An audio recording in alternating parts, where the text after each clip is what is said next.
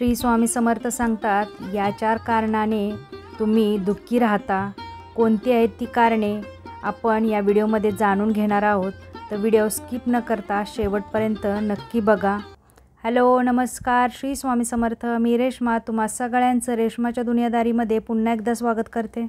Number 1, अनोळखी व्यक्तींना स्वतःचे समजणे हे दुःखी असण्याचे पहिले आणि सर्वात मोठे कारण आहे.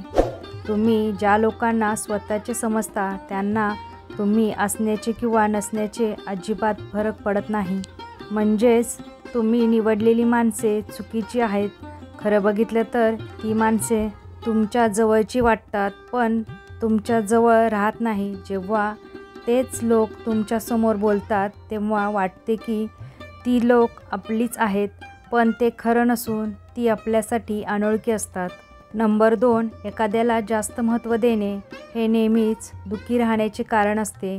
की जे तुमच्याकडे दुर्लक्ष करतात त्यांना तुम्ही खूप जास्त महत्त्व देता, यामुळे तुम्ही अनेक वेळा दुःखी राहता. नंबर 3, चुकीच्या लोकांना तुमचा मौल्यवान वेळ देऊन तुम्ही तुमचा मौल्यवान वेळ वाया घालवता आणि ते नेहमी स्वतःला व्यस्त दाखवण्याचं ढोंग करतात. तुम्ही तुमचा वेळ अशा लोकांना देता जे खरोखर तुमचे नसतात, फक्त तुमचे असण्याचे नाटक करतात.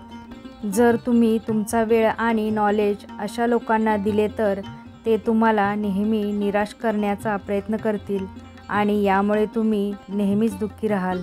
नंबर 4, खूप जास्त काळजी करणे. तुम्ही ज्या लोकांची काळजी करता ज्यांना तुमची किंमतही नाही, जर तुम्ही अशा लोकांसोबत राहता तर तुम्ही नेहमी दुःखी राहाल.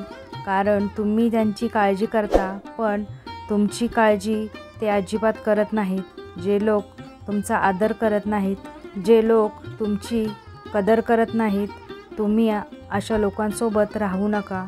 त्यांच्यासोबत वेळ घालवू नका. तुमचा मौल्यवान वेळ त्यांना देऊ नका. तर तुम्हाला श्री स्वामी समर्थांचे सांगितलेल्या या 4 गोष्टी तुमच्या आयुष्यात ठेवल्या तर तुम्ही कधीही दुःखी होणार नाही. तर तुम्हीसुद्धा या गोष्टी नक्की फॉलो करा आणि व्हिडिओ आवडला तर व्हिडिओला लाईक, शेअर, सबस्क्राईब नक्की करा. पुन्हा भेटूया आपण उद्याच्या नवीन व्हिडिओमध्ये. तोपर्यंत सगळ्यांना श्री स्वामी समर्थ. जय जय स्वामी समर्थ.